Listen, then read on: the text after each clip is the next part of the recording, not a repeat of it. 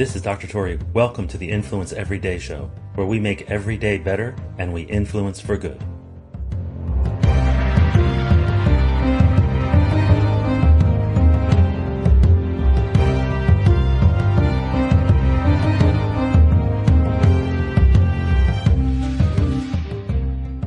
So it's a Tuesday morning. I pulled up to high school. As I pulled into the parking lot, I noticed my friends were standing at the door that I normally enter through.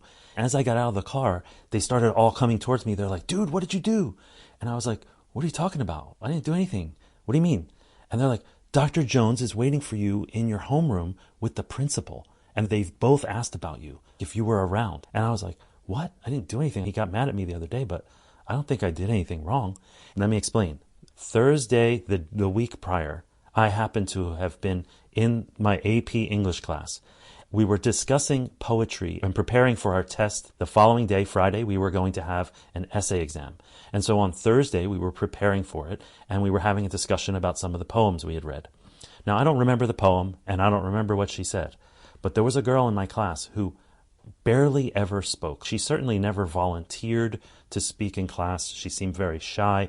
And she raised her hand. And I remember specifically when Dr. Jones, his name I've changed, when Dr. Jones asked what people thought the meaning of the poem was, she raised her hand.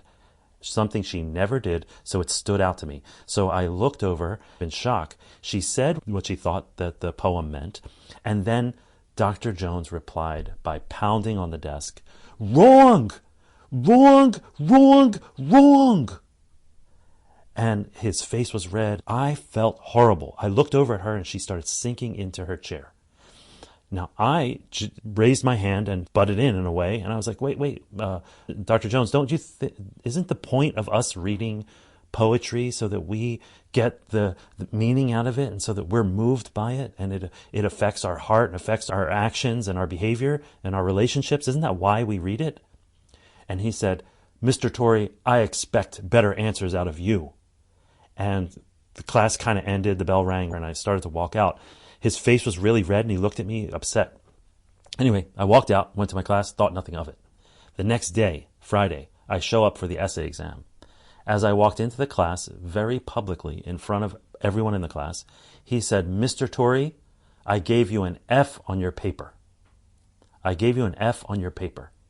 Now, keep in mind, I'm sitting down to take a test. I'm also applying for colleges, trying to maintain my high rank in the class. I was very conscious of my grades. I had fallen in the rank a bit because of an illness prior, and I was very conscious of where I stood. I sat down to take this test under this sort of my mind swirling, and as I started to walk out, I asked him very publicly.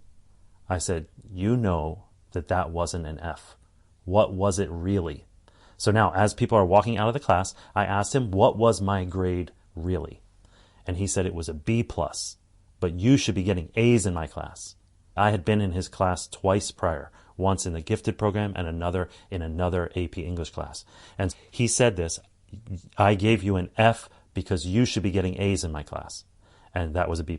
Now, I went to work that night, and that was a Friday night, busy night at the mall. I worked at a Chick-fil-A, one of the busiest Chick-fil-A's on the East Coast.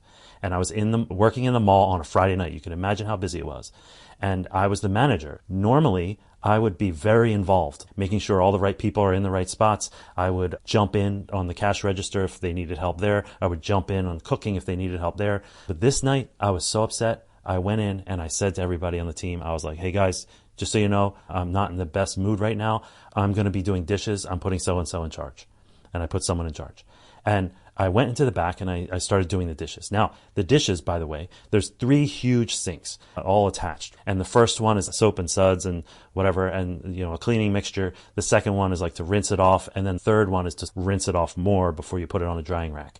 And so I was washing these big iced tea and lemonade containers, which, by the way, they make fresh and it's awesome. Anyway, I was washing these big plastic containers.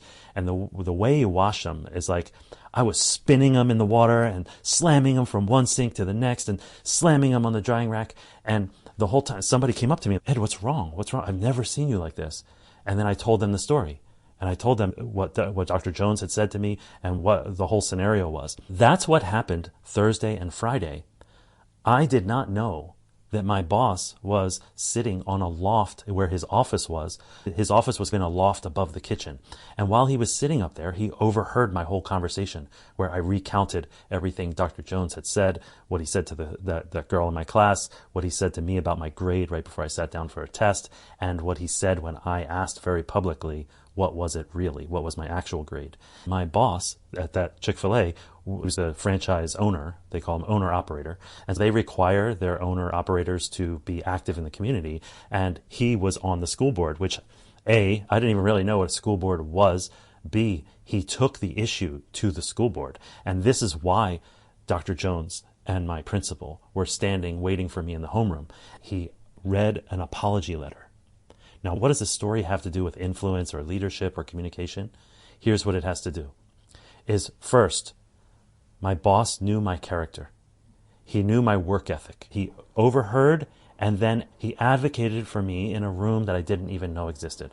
I didn't know what a school board was, what its function was. I didn't know any of that stuff. I didn't even know he was on it. But he took that issue to the school board. Apparently they investigated on Monday, asked a few people about what they witnessed, and then on Tuesday, they're there issuing me an apology and changing my grade. Now, here's the thing. If you work in an environment where you have people who advocate for you in rooms that you don't even know exist, you have a gem. You have a gold mine. You have a place that is worth your full attention and energy and effort because it is gold. And so to work in a place like that where you have leaders that advocate for you and for truth and for justice and for good things. When somebody does something remarkable, they remark about it in rooms that others don't even know exist. That's the type of person you want to work under. If you are a leader or a business owner or an entrepreneur, you want to be that type of person where you will advocate for people who do remarkable things and advocate for their projects, advocate for their efforts, their team. You advocate for people in rooms they don't even know exist. That's who I want to work with. That's who I want to work around. That's who I want to work under. Kudos to those of you who are leading and advocating for others in rooms that they don't even know exist. I'll see you in the next episode. This is only the end of today's show if you let it be. Who needs to hear what you just heard? Go ahead and share it with them right now. The Influence Everyday podcast is free. We don't sell advertising space, so telling others is the best way to pay us back, but more importantly, it's the best way to pay it forward. If you enjoyed today's podcast, take a moment to rate and review the show. Then check out the additional links and materials that go along with it. They offer more ways to take your influence, your impact, and your relationships to a whole new level. Now go forth and influence for good every day.